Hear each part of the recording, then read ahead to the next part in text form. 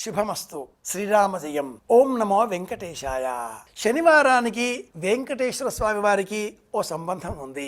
శనివారం నాడు వెంకటేశ్వర స్వామి వారిని దర్శనం చేసుకుంటే శని గ్రహ దోషాలు తొలగిపోతాయి.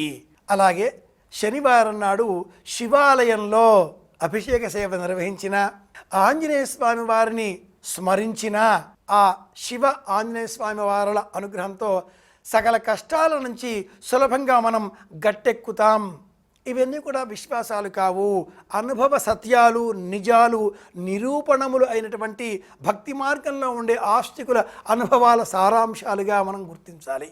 కలియుగ ప్రత్యక్ష దైవం శ్రీ వెంకటేశ్వర స్వామి వారిని శనివారం నాడు దర్శనం చేసుకోవాలి. వారమంతా కూడా వివిధ సేవలతో, ఉపచారాలతో శ్రీవారు శుక్రవారం నాడు అభిషేక సేవ స్వీకరించిన అనంతరం సకల ఆభరణాలతో బంగారు కొండవలే దర్శనమిచ్చేటటువంటి రోజు శనివారం మాత్రమే. సమస్త ఆభరణములతో దివ్యమంగళ స్వరూపంగా శ్రీవారు మనకు దర్శనమిస్తారు. ఏవి మనం చూస్తామో అలా మనం అవుతాం. మన ఇంట్లో కూడా ఆభరణాలు, అలంకారాలు, సంపదలు కావాలి అని మనం కోరుకుంటాం కనుక ఇవన్నీ రాకుండా శనిగ్రహం నిరోధించే క్రమంలో మందకొడితనాన్ని మనలో పెంపొందిస్తుంది కనుక ఆ మందకొడితనం, బద్ధకం పోగొట్టుకోవాలి. శ్రీ వెంకటేశ్వర స్వామి వారి దర్శనం చేయాలి, దీపారాధన చేయాలి. అలాగే బద్ధకం అన్న కారణంగా మనం చేసేటటువంటి చర్య, క్రియ ఏమిటి అంటే కూర్చోవడం, స్తబ్దతగా పాటించడం, స్తబ్దతతో ఉండిపోవడం. ఇందుకు పూర్తి వ్యతిరేక గ్రహం ఆంజనేయ స్వామి రూపం. క్షణంలో ఇలా వెళ్తాను, అలా వస్తాను అనే రూపం ఆంజనేయ స్వామి వారిది. ఒక్క రోజులో లంకకు వెళ్ళాడు, సీతాదేవిని చూశాడు, రావణాసుడితో సంభాషణ చేశాడు, లంకా నగరాన్ని దహనం చేశాడు, తెల్లారేసరికల్లా తిరిగి వచ్చాడు. 12-13 గంటల కాలంలో ఇంత పని చేయగలిగాడు అంటే సమయానికి ఉండే సంపూర్ణమైన విలువ తెలిసిన దైవం ఆంజనేయుడు.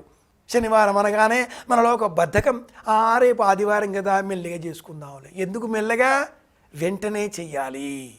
వాయిదా పద్ధతి పనికిరాదు. అంత వేగం మన మనసులో పెంచాలి అంటే శనివారం నాడు ఆంజనేయ స్వామి వారిని స్మరించుకోవాలి. అలాగే శివానుగ్రహం. పరమేశ్వరుడు మనలో ఉండే స్వార్థ బుద్ధిని పోగొట్టే దైవం. శివుడు ఎలాంటి దైవం అంటే ఎవరు ఏది కావాలన్నా అందించేటటువంటి మహేశ్వరుడు, బోళాశంకరుడు. శివుడు ఇక్కడ నివసిస్తుంటాడు, బ్రహ్మరంధ్రంలో నివసిస్తూ ఉంటాడు. ఆ జ్ఞానం కలిగిన వారు అజ్ఞానాన్ని పోగొట్టుకునే విధంగా పరమేశ్వర దర్శనం చెయ్యాలి అంటే కన్నులు మూసుకొని శిరస్సులో ఆ స్వామి రూపాన్ని నిలుపుకొని బ్రహ్మరంధ్రం పైన దృష్టిని కేంద్రీకరించి ఓం నమః శివాయ, ఓం నమః శివాయ అంటూ స్తోత్రం చేయాలి. పరమేశ్వరుడు నైవేద్యాలు లేవు. ఆంజనేయ స్వామి వారికి కూడా అరటిపండు నైవేద్యం. కలియుగ ప్రత్యక్ష దైవం శ్రీవారి సన్నిధానంలో భక్తకోటి సులభంగా సమర్పించే నైవేద్యం లడ్డు. యథాశక్తి నివేదనలు చేద్దాం. దైవానుగ్రహంతో అందరి క్షేమాన్ని కోరుదాం. మళ్ళీ రేపు కలుసుకుందాం. శుభమస్తు.